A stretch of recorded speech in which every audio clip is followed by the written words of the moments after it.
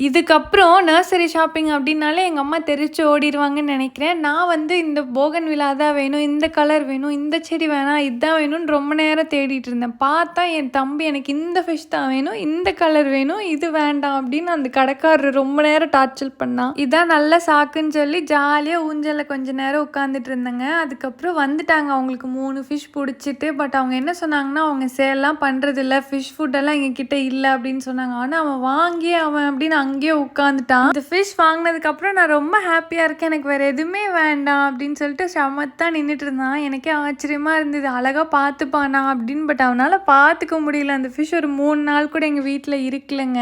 அங்க இருந்த ஓனர் அண்ணா கூட ஜாலியா ஃப்ரெண்ட் ஆயிட்டான் மீன் பிடிக்கும் போது. அதுக்கப்புறம் கேட்டுட்டு இருந்தான், மீனுக்கு எப்பெல்லாம் சாப்பாடு போடணும், அது எப்பெல்லாம் எனக்கு கேட்கும் அப்படின்னு கியூட்டா கேட்டுட்டு இருந்தாங்க. அப்புறம் எங்க அம்மா சொன்னாங்க, அவங்க லைஃப்லயே ஃபர்ஸ்ட் டைம் இன்னைக்கு தான் ஊஞ்சல்ல உட்கார அப்படின்னு. எனக்கு ரொம்ப ஆச்சரியமா இருந்துச்சு. எவ்வளோ சொன்னாலும் எங்கள் அம்மா ஒரே ஒரு கலர் தான் வாங்கணும், நல்லா இருந்துச்சுன்னா மறுபடியும் இதே கடையில் வந்து வாங்கிக்கலாம் அப்படின்னு சொல்லி என்னை மண்டை கழுவி கூட்டிகிட்டு வந்துட்டாங்கங்க.